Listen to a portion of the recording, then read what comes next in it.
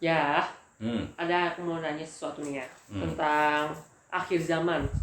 Kan di YouTube itu segala macam kan muncul tuh banyak kayak video tentang akhir zaman di mana Dajjal bakal keluar ke bumi, lalu Imam Mahdi dan juga Nabi Isa turun ke bumi. Itu maksudnya apa? Karena kan akhir zaman itu kayak ada perang besar karena Dajjal. Akhir zaman tuh banyak ya. Kalau akhir zaman penjajahan, kemerdekaan. Akhir zaman Orde Lama, Orde Baru. akhir zaman Orde Baru, Orde Baru. Reformasi. Akhir zaman apa lagi? Akhir zaman satu apa namanya? Jadi akhir zaman tuh akhir sebuah, ada sesuatu ya yang ada di ruang dan waktu itu dia berakhir gitu loh. Nah, ada juga yang berakhirnya pengetahuan pada diri seseorang, tamatnya.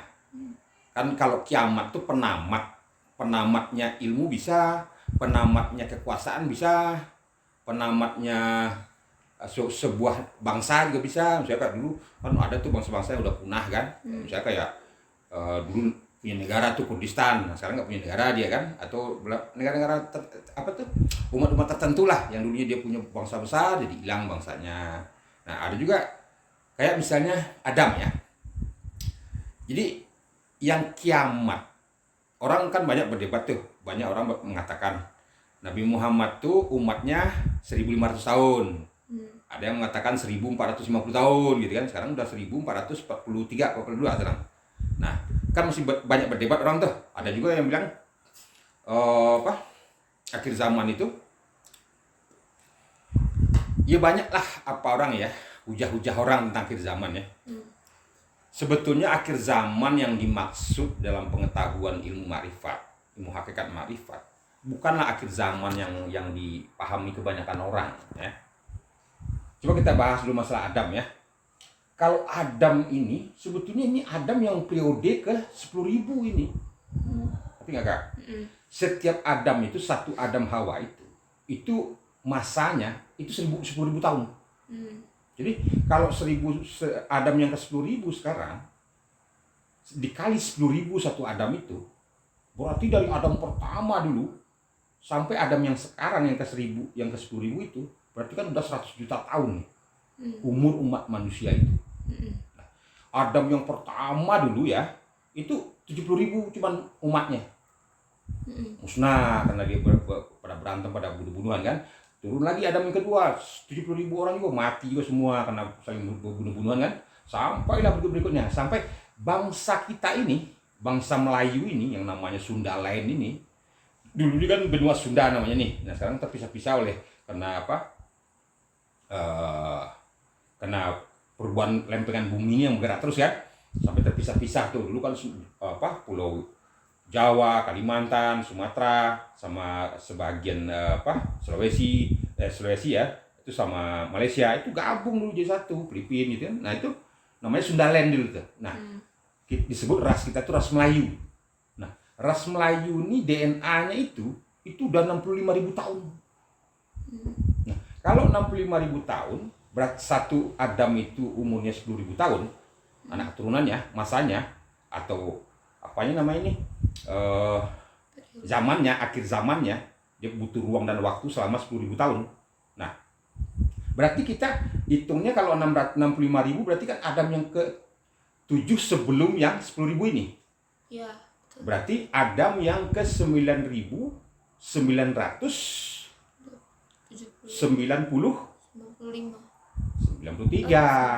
Nah, bangsa Cina itu DNA-nya 45.000 tahun yang lalu. Berarti lebih muda bangsa Cina itu daripada kita itu. Ya. Bangsa Cina itu 45.000 tahun yang lalu, berarti hitung 5 lah. Berarti 9.995.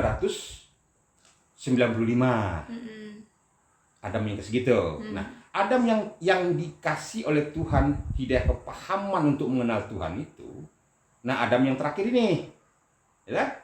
Adam yang terakhir ini di zaman Nabi Isa itu berumur 7.000 tahun.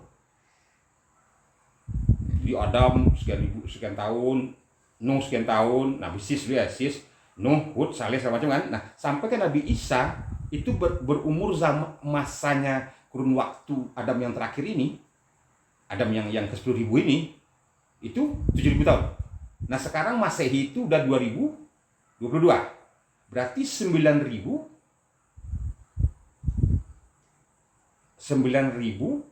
tahun baru kan? Iya. Nah, kalau untuk akhir zaman periode Adam yang terakhir ini masih 978 tahun lagi. Nah, itu masih lama umur kita, entah sampai tidak ke situ. Nah, kalau untuk kurun waktu akhir zaman yang disebutkan zaman masanya kurun waktu umat Muhammad, Nabi Muhammad yang terakhir, Nabi terakhir, maksudnya itu bukan punah, bukan akan habis zamannya, enggak, penyempurnaan, paham enggak? Jadi kesempurnaan aja Nabi Muhammad itu sampai berhasil di ujungnya itu 1.500 tahun gitu lah. Ada orang masih berdebat, orang tuh ada yang 1.400, dibilang 1.450 tahun, ada yang 1.500 tahun kan. Nah, itu kurun waktunya, penyempurnaan aja, bukan ajaran itu udah sempurna. Tapi akan lebih booming dia, akan lebih banyak orang yang berminat untuk ajaran Muhammad itu, kesempurnaan yang minta ampun. Zaman Muhammad kan, di zaman Nabi Muhammad itu memang mau dibunuh orang terus kan. Jadi susah dia untuk mensiarkan agama itu secara menyeluruh gitu ya. Nah, itu bertahap dia. Karena di zaman dulu tuh dari mulai Nabi Isa ke Nabi Muhammad itu udah terlalu banyak penyimpangan gitu. Udah akidahnya udah amburadul gitu kan. Nah, diluruskan oleh Muhammad, disempurnakan oleh Muhammad. Nah, itu akhir kesempurnaan ajaran Nabi Muhammad tuh sempurna bagi umatnya, bagi Islam sendiri udah sempurna. Sempurna dipahami oleh umatnya, akan lurus kembali. Itu kurun waktu 1450 sampai 1500. Makanya sekarang udah mulai nih. Itu malaikat Mukrobin turun ke bumi ini. Banyak orang di Asia Tenggara ini, orang lagi booming sekarang kan, ajaran-ajaran tauhid gitu. Ajaran-ajaran hakikat marifat tuh. Kalau dulu kan enggak, orang syariat dangkal aja ke dia orang. Kalau peminat syariat minta ampun. Ajaran-ajaran tasawuf tauhid ini dianggap orang ajaran sesat dulu. Aliran enggak benar gitu kan. Nah, bahkan filsafat dibilang enggak benar, sufi juga ajaran enggak benar kan. Tasawuf ajaran enggak benar. Itu saking orang, sebetulnya yang bikin kayak gitu tuh Belanda dulu, penjajah. Penjajah itu datang ke Indonesia, ke Asia Tenggara inilah, dia ingin mengeruk sumber daya alam kita, rempah-rempah kita segala macam kan. Tapi bagaimana mengkebiri rakyat ini? Paham. Nah, rakyat ini suka belajar tentang ilmu tauhid, sifat 20, hakikat marifat. Ini orang kalau punya pelajaran begini, nggak bisa diatur, nggak bisa dikendalikan. Nah, itu caranya tuh. Itu Belanda nggak menyukai itu, paham nggak? Makanya pahlawan-pahlawan dulu yang melawan ke Belanda itu pada umumnya orang-orang yang paham ilmu marifat itu. Nah, Cuk Nyadin, Cuk Jitiro, Tuanku Mambonjo, Tuanku Diponegoro kan, yang dari Sulawesi, yang dari mana-mana lah di Indonesia ini, itu orang-orang marifat itu semua, orang-orang tauhid semua. Begitu juga di Malaysia, Singapura semacam kan, dia nggak suka dengan ajaran itu. Nah, kalau untuk Indonesia, saking capeknya Belanda memerangi orang-orang yang merontak itu dulu, orang-orang marifat itu, orang-orang kajian tarikat itu. Nah, akhirnya tahun 1910-an lah, Belanda dapat ide. Kita bolehin Indonesia itu politik etis namanya ya. Politik etis itu istilahnya dia membolehkan orang Indonesia itu sekolah. Membuat yayasan, mendirikan sekolah kayak dibantu oleh dananya oleh Belanda, tapi dengan cara kurikulumnya diatur oleh Belanda gitu loh. Paham. Nah, Muhammadiyah berdiri tahun 1912 kan. Nah, NU terakhir tuh yang memprotes, NU itu memprotes politik etis Belanda itu yang ingin mengebiri orang-orang Islam nih. Kenapa? Kurikulumnya nggak boleh ada ajaran-ajaran hakikat marifat itu. Nggak boleh sifat 20 macam nggak ada. Makanya di Muhammadiyah itu kan gitu. 3 tahun pendirian Muhammadiyah disusupi oleh Belanda paham Wahabi waktu itu. Wahabi. Ya. Nah, kenapa Belanda ini meniru ajaran yang di Inggris, yang dibuat Inggris. Inggris kan menjajah India. Pakistan sama India itu jadi satu dulu tuh jajahan Inggris. Nah, kalau di Indianya yang mengumpulkan kitab orang Hindu itu, yang menemukan kitab Hindu itu seorang profesor Inggris. Jadi jasanya orang Inggris itu sangat tinggi oleh orang India, sehingga orang India itu gampang diatur. Paham nggak? Tapi bagaimana dengan Pakistan? Pakistan ini umat paling banyak itu mayoritas Islam. Nah, gimana caranya nih kok banyak perlawanan dari Pakistan ini? Dulu kan masih gabung namanya tuh dengan India, dia dijajah Inggris. Diadakanlah politik etis itu oleh Belanda, oleh Inggris tuh. Nah, adalah Bapak Ghulam Ahmad itu dulu, bapaknya si Ghulam Ahmad. Dibawa dia ke India, dibikinin dia masjid besar, dia disuruh dia khutbah di situ, dibikinin kampus universitas gede, ya, untuk mengangkat namanya itu. Padahal ajarannya disetir oleh Inggris. Nah, tapi nggak terlalu berkembang. Nah, barulah anak dari bapaknya si Ghulam Ahmad ini yang sekolah situ lagi. Wow, bagus, banyak apanya, sponsornya banyak orang yang senang dengan dia. Nah, pulanglah dia ke Pakistan. Didirikanlah di Lahore itu masjid gede sama universitas juga kan. Yang Ghulam Ahmad itu itunya gitu ya, sampai dia punya kitab sendiri. Sebenarnya itu pembusukan yang dibikin oleh penjajah. Paham nggak? Nah, tapi untunglah ada dua aliran juga di Ahmadiyah itu. Ada yang Qadian, ada yang Lahore. Nah, yang Qadian ini dia menganggap Ghulam Ahmad itu hanya pembaharu. Nah, kalau dia yang Lahore ini dianggapnya Ghulam Ahmad itu nabi, punya kitab sendiri, suci sendiri juga selain Al-Qur'an gitu loh. Itu penyimpangan memang tujuannya Inggris untuk mengkebiri ajaran-ajaran tauhid yang ada di Pakistan. Ajaran-ajaran tasawuf yang ada di Pakistan, ajaran-ajaran sifat 20 semacam, nah itu kan. Nah, di Indonesia nggak suka begitu, ditiru oleh Belanda. Yang dipakai Inggris tuh, gampang jinain Indonesia ini. Nah, 1924 mulailah orang-orang NU tuh ingin protes, ya, karena waktu itu pas 94 itu juga keruntuhan kekhalifahan terakhir di Turki, Utsmaniyah tuh, ya. Nah, nggak ada lagi kiblat orang Islam tuh, dulu kan kiblatnya ke Turki lah. Nah, akhirnya orang negara-negara manapun yang kayak ya Iran, Irak, Syria, Mesir kan itu dijajah semua tuh. Nah, di Indonesia ini bagaimana caranya untuk mengkebiri orang-orang Indonesia ini? Dibikinlah sekolah-sekolah tadi, berdirilah SI, berdirilah Muhammadiyah, berdirilah macam-macam tuh. Pokoknya sekolah Islam berdiri, bikin sekolah juga, segala macam kan. Nah, tapi ajarannya disetir oleh Belanda. Nah, dianggaplah Islam yang sekolah ini Islam kota, Islam yang modern.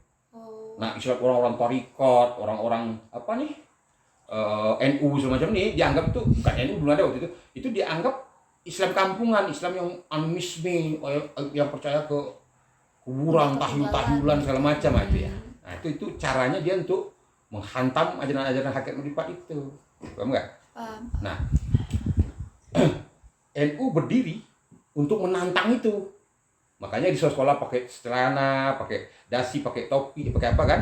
Pakai sepatu. NU pakai sarung.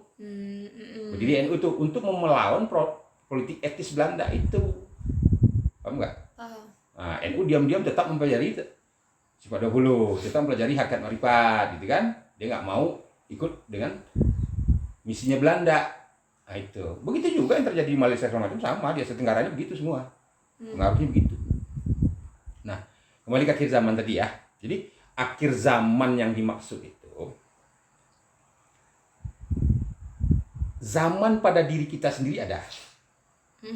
Nah, sama ayah bilang tadi, kita sambunglah dikit. Kita sambunglah dikit tadi yang tentang Adam tadi dulu. Jadi diteliti orang, ini penelitian ilmiah. Itu dulu kan peringkat DNA orang Melayu ini nomor 4 dulu tuh. Nah, yang 2 lagi setelah apa saya nggak tahu, udah Afrika atau apa, lupa ya. Nah, sekarang dinaikin ke peringkat kedua. Ras yang masih trust.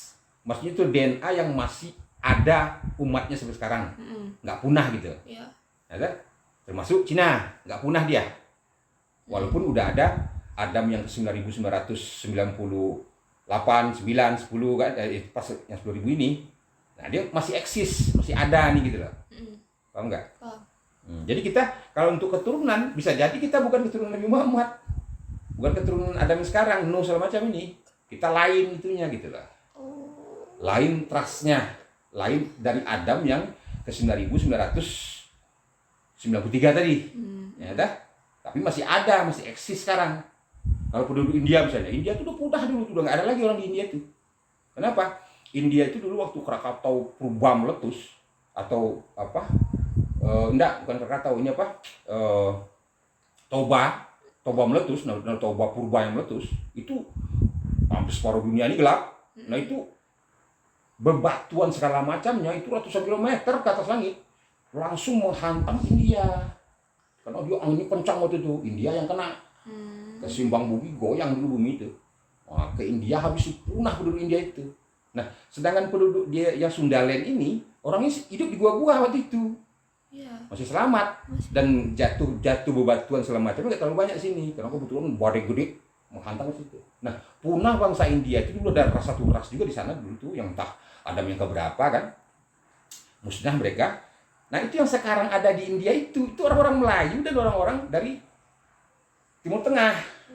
Ini yang kulit putih-putih hidung mancung itu dari Persia, dari jajar dari apalah ras Arab lah gitu ya.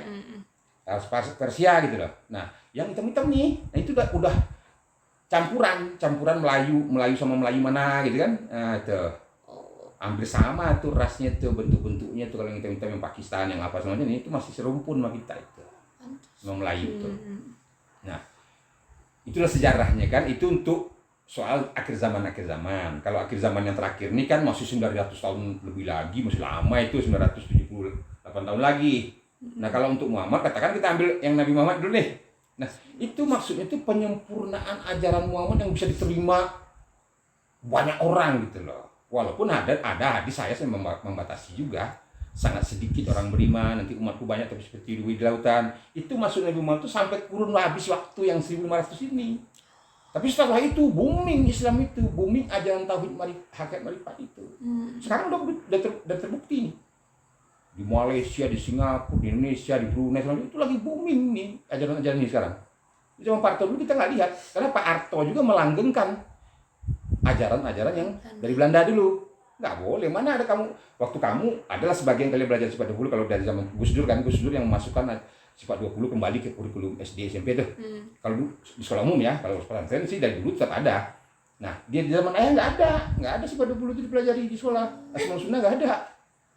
SD SMP ayah nggak ada dulu. Ini baru belakangan masuk lagi ajaran itu. Itu zaman Gus Dur itu. Nah, Gus Dur menyuruh lah untuk memasukkan kembali itu kan, karena itu untuk mencari jati diri kita di situ itu modal harus wajib sifat 20 itu diketahui. Orang nggak paham sifat 20 nggak mungkin dia bisa mengenal Tuhan, nggak mungkin. Kalau bisa? Iya, betul.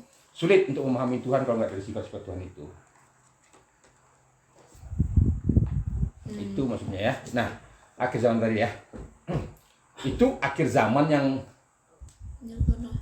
banyak manusia. Nah, sekarang kalau masalah soal Dajjal tadi. Ini soal Dajjal itu kan dulu tuh munculnya kata-kata Dajjal itu di zaman Nabi Isa sebetulnya. Oh, ada juga yang mengatakan di zaman Nabi Musa udah ada gitu nama Samiri kan. Itu kan sebetulnya nggak pas juga sebetulnya ya. Ya bisa boleh jadilah, soalnya di Firaun juga gitu. Yang Dajjal yang sesungguhnya itu yang nampak nyata itu Dajjalnya, itu Firaun. Orang yang menuhankan dirinya.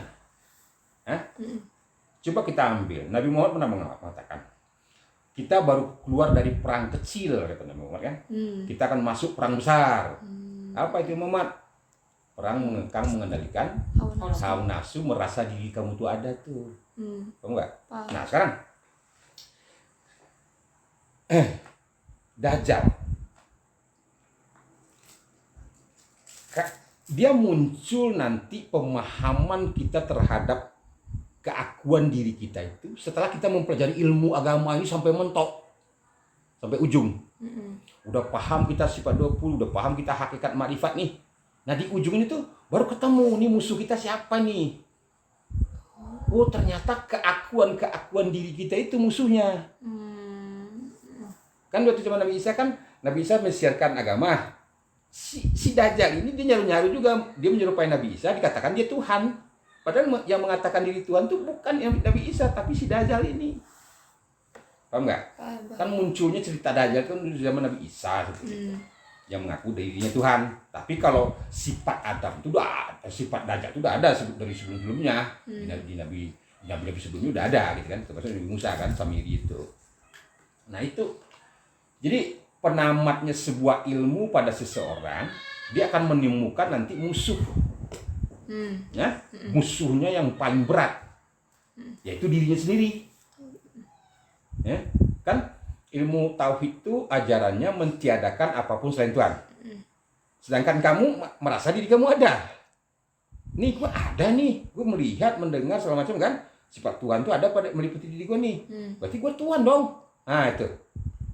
Itu yang kalau dibunuh tuh nggak mati-mati dia. Dibunuh hidup lagi itu kerjaan seumur hidup. Kalau bagi, dengan apa senjatanya untuk membunuh Dajjal itu?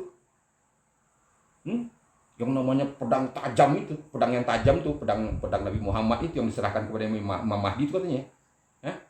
Imam ini itu kita memahami sifat-sifat yang meliputi diri kita itu, yang digerakkan zat itu. Kan harus ada imamnya tuh, zat yang imamnya. Kita udah memahami nih ilmu tauhid itu imamnya, zat itu imamnya. Makmumnya nih sifat yang akan membunuh Dajjal, keakuan-keakuan Dajjal yang di lahiriah ini nanti. Paham nggak? Yang disebut Muhammad Rasulullah itu kan sifat itu. Hayat basar sama qadar dari ilmu kalam itu. Jadi kalau zat dari sifat nafsiyah, kutiupkan rohku kata Tuhan kan? Roh yang ditiupkan itu dinamakan Nur Muhammad atau Muhammad Rasulullah dinamakan tuh. Itulah rupanya hayat basar sama kodrat dari ilmu kalam. Kan banyak dia tuh. Harus ada, kalau dikumpulkan dia jadi satu, terus ada imamnya. Imamnya yang menggerak diamkan ini itu zat. Nah, paham kita ilmu inilah yang disebut senjata pembunuh Dajjal. Dapat kepahaman kita dari itu, cara kerja Tuhan itu dari zat ke sifat ke asma ke fa'alnya, itulah pedang pembunuh Dajjal. Siapa yang mengajarkan ilmu itu?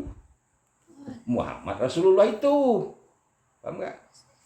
Muhammad Rasulullah dapat dari mana? Iya dari Tuhan lah. Ngerti nggak? Jadi itu Dajjal itu pergolakan pada diri kita masing-masing sebetulnya.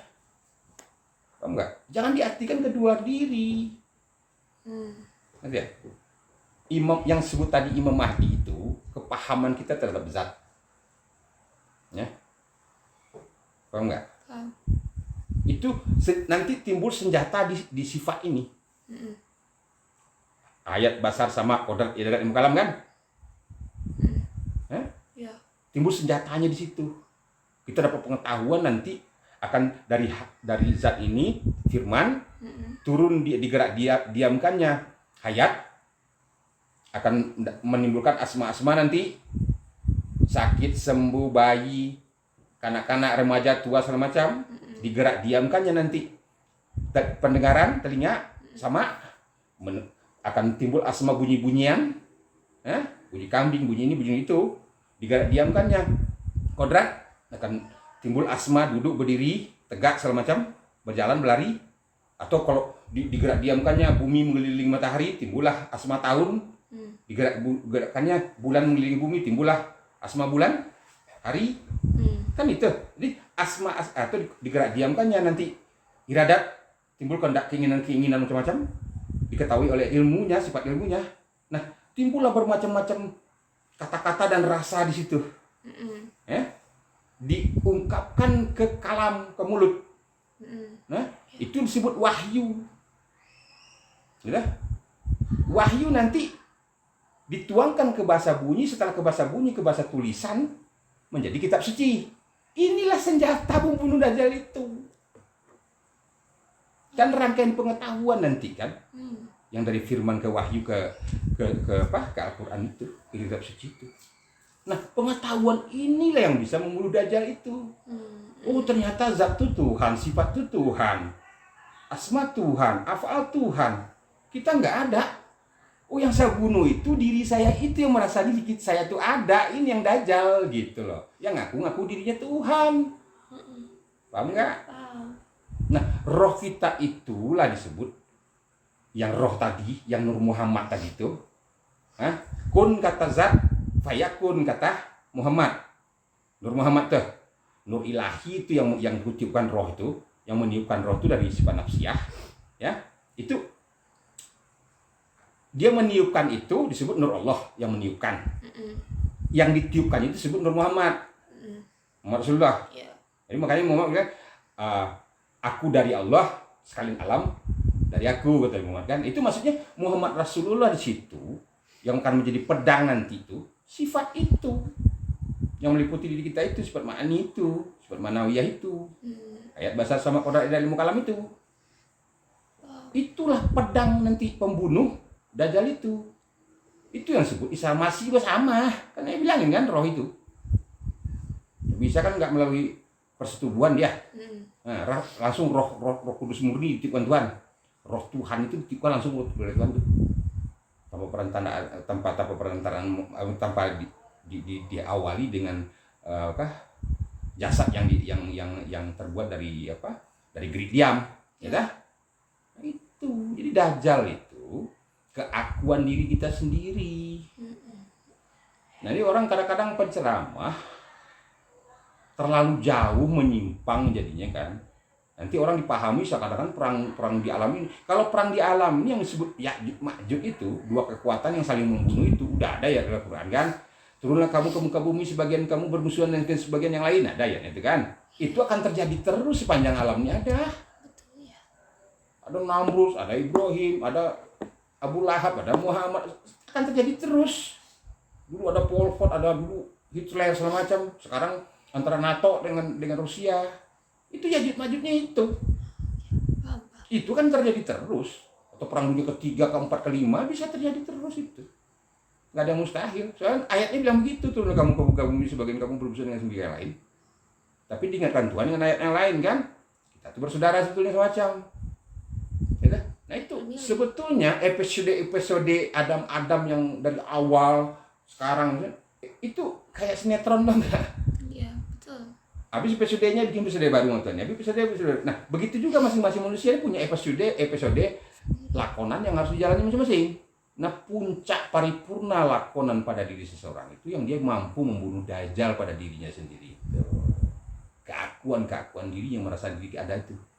Saya yang melihat, saya yang kuasa, saya yang kaya, saya yang segala macam itu. Aku semua itu kan, saya yang berilmu kan. Keakuan itu yang harus dibunuh. Nah, itu penamatnya kaji. Kiamat namanya tuh. Mampu kita membunuh Dajjal itu, tapi Dajjal itu nggak bisa mati ya. Tadi pagi kamu baru bunuh dia, nanti sore kamu udah marah lagi ke adik kamu. Hah? Ya, betul. Kamu cepat-cepat taubat kembali lagi. Allahu Akbar, kemanapun keadaan wajahku di situ wajah Allah kan. Bertobat kamu nih. Dan di waktu kita teringat lafal asma-asma Tuhan itu langsung udah disertai taubat di situ sekali. Udah disertai kita sabar di waktu itu sekali itu. Kalau kita menyadarinya, kalau kita cepat memaknainya kembali, pasal tak ada yang ada kecuali diri Allah itu di semesta alam ini. Nah, langsung kita itu sabar, langsung kita taubat namanya itu. Mengembalikan hak kepada hak, gitu. Nah, di saat itu kamu udah bisa bunuh Dajjal itu. Tapi ntar lagi kamu naik motor di dunia harus dia dikit kan emosi kamu itu tuh mulai lagi Dajjal kamu hidup lagi. Nah, itu yang dimaksud Isa Masih nggak bisa bunuh Samiri gitu loh. Ya nggak bisa dibunuh selagi kita hidup, itu kerjaan kita seumur hidup. Bunuh Dajjal itu. Apa pembunuhnya, apa pedangnya? Ya itu ilmu tauhid itu. Tauhid zat, sifat, asma, af'al itu. Ilmu marifat itu, ilmu hakikat itu.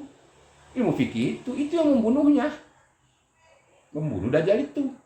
Jangan jadi makanya kalau perang melawan Dajjal itu nggak pakai senjata.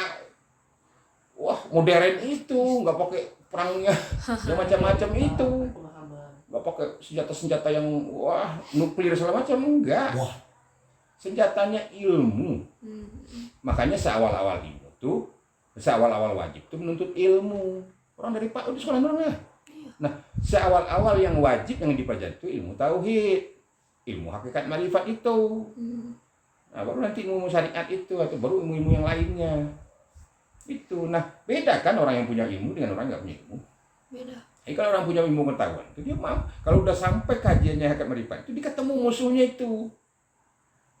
Dan di ujung nih, Itu biasanya orang 40 hari kalau dia menekuni itu udah sampai dia udah paham ilmu fikih, ilmu syariat, ilmu hakikat ini, udah akan dapat buah dari ilmu marifat itu, mengenal Allah dia. Itu fase ingin masuk mengenal Allah itu. Nah ini dia harus berperang dulu dengan Dajjal ini. Keakuan dirinya itu, yang merasa dirinya ada selain Tuhan itu. Tuhan ada dia juga ada. Itu. Tahu nggak? Itu yang Dajjal. Itu yang Samiri. Ya, lawannya dengan ilmu, senjatanya ilmu. Ilmu dari siapa? Ya ilmu dari Isa Al-Masih, Nabi Isa, ilmu dari Muhammad Rasulullah. Hah? Yang Imam Mahdinya. Itu sifat zat itu yang kita pahami. Yang menggerak diamkan atau menggerik diam. Kalau menggerik diamkan nanti kamu jadi Dajjalnya itu. Iya betul. Jadi Dajjal jangan dibayangin yang di tempat-tempat lain. Dajjal diri kita sendiri kok. Kalau pertanyaan enggak? Kalau kakak tuh ada pertanyaan yang kayak tadi kan kata ayah ini maksud apa sih yang akhir zaman itu tuh. Misalkan yang si Muhammad ini udah berakhir di zaman yang penyempurna itu tuh. Kan katanya berarti itu udah sempurna banget kan. Nanti bakal booming lagi kan yang si Islam si ajaran-ajaran makrifat ini kan. Nah, berarti nanti bisa aja dong umat manusia itu umatku banyak tapi nggak seperti buih-buih di lautan lagi. Ya bisa begitu kadang dia udah akhir zaman nanti. Tapi kan itu berarti menyimpang dari Al-Quran. Ya enggak menyimpang, kan dibilangnya akhir zaman penyempurnaan sebetulnya. Jadi katakanlah ambillah yang 1450. Kan tinggal 7 tahun 6 tahun lagi ke depan nih. Nah, itu selama 7 tahun 6 tahun tuh waduh, malaikat mukrobin tuh turun ke bumi nih. Malam kadang tiap malam nih, tiap hari nih pencerahan ke umat manusia nih. Hujan turunnya minta ampun tuh. Iya. Hujan ilmu itu. Nah, itu lagi booming nih ajaran-ajaran hakikat marifat itu sekarang. Ya kan? Nah, bisa jadi nanti nikmat yang didapat sama orang itu dari 1500 tahun itu sampai ke akhir zaman Adam yang ke 10.000 ini nanti. Ya? Nah, bisa jadi nanti Tuhan akan mewujudkan ras baru nanti, Adam berikutnya. Dalam 10.001 bisa saja. Tuhan nggak ada yang mustahil begitu kan? Tahu nggak? Jadi kalau ada Adam ke 10.000 kan bisa jadi ada Adam ke yang 10.001. Adam yang kedua, yang Adam awal ya primitif sekali dia. Hampir ada benarnya lah tuh kata Aristoteles itu kan apa siapa namanya bukan Aristoteles siapa yang mengatakan manusia dari kera awalnya itu Darwin ya. Nah itu ada benarnya itu. Dulu kita memang kayak binatang itu gitu dulu. Yang dulu manusia awalnya Adam yang ada pertama, Adam kedua, ketiga. Nah, sedang Adam orang yang kita aja yang ke 995 190 1000 9.000 ke 9.993 ini yang kita kan itu tuh ras kita nih Melayu nih. Itu aja primitif kita dulu. Nah, itu kan. Soalnya ada penemuan ada piramida di antara Filipina dan di Laut Cina itu antara Filipina dan Taiwan itu ada tuh di dasar laut itu ada piramida gede itu yang umurnya udah 35.000 tahun. Itu bukti sejarah ada di Asia Tenggara ini dulu peradaban. Sebelum Adam terakhir ini. Itu penelitian orang, udah diteliti orang itu DNA orang Melayu ini udah 65.000 tahun. Nah, DNA orang Arab kebanyakan yang sekarang di Eropa juga sama. Itu DNA yang terakhir ini.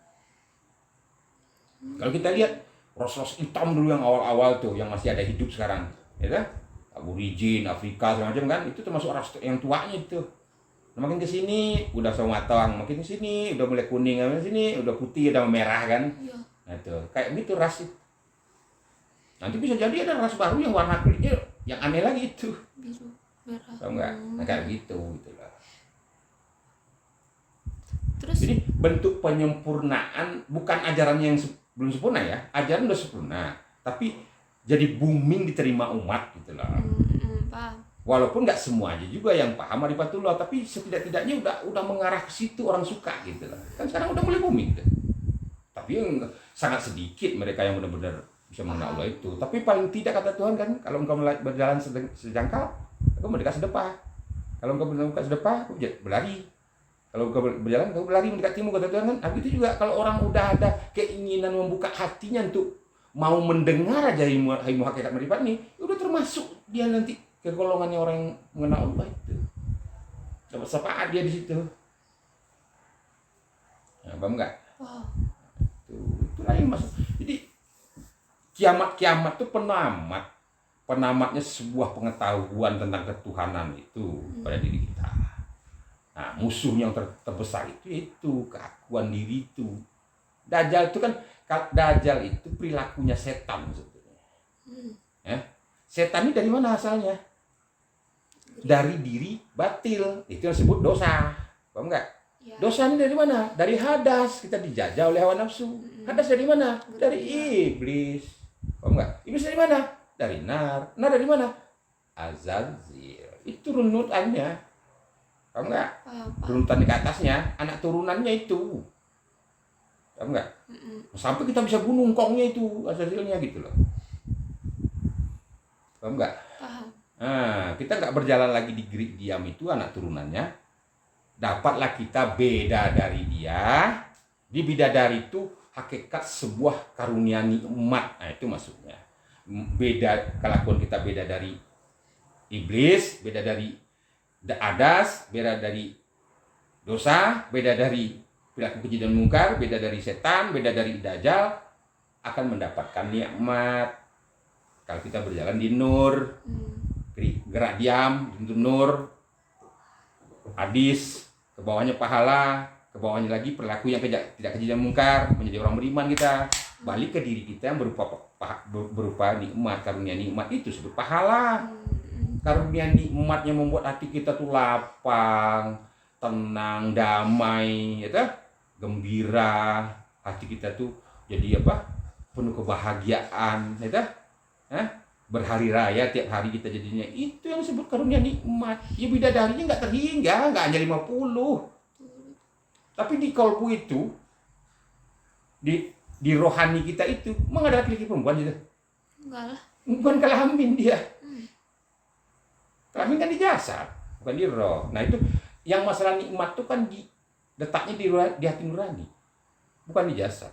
Ya ada nikmat-nikmat materi ya, kita merasa punya rumah, rasa nikmat. Tapi rasa nikmat ini kan bukan di materinya sebetulnya, di hati kita. Ya, rasa senang, rasa bahagia, rasa semua rasa yang nikmat itu kan di hati dia. Itu yang disebut surga. Itu disebut bidadari itu. Jadi akhiratmu menumpang pada hidupmu. Selagi hidup itu surga neraka itu. Mati kita ya habis juga surga nerakanya untuk kita. Tapi kan untuk orang lain ada terus. Itu abadinya surga neraka itu menumpang pada hidup itu. Selagi ada yang hidup ya ada di situ. Kalau untuk kita kalau udah mati kita ya habis lah surga nerakanya. Makanya tidak usah terlalu tegang kita beragama itu. Dunianya hanya panjang sandiwara. Drama berseri yang dibikin Tuhan, ya, tapi ya jangan dibilang nggak serius juga nggak boleh juga. Maksudnya itu untuk mengalahkan dajjalnya harus serius. Tapi kalau untuk menghadapi sebuah masalah kita nggak usah tegang-tegang lah. Sikapi aja dengan sabar, ridho, syukur, ikhlas, tawakal, pasrah kan? Itu maksudnya. Paham? Paham. Udah nggak ya?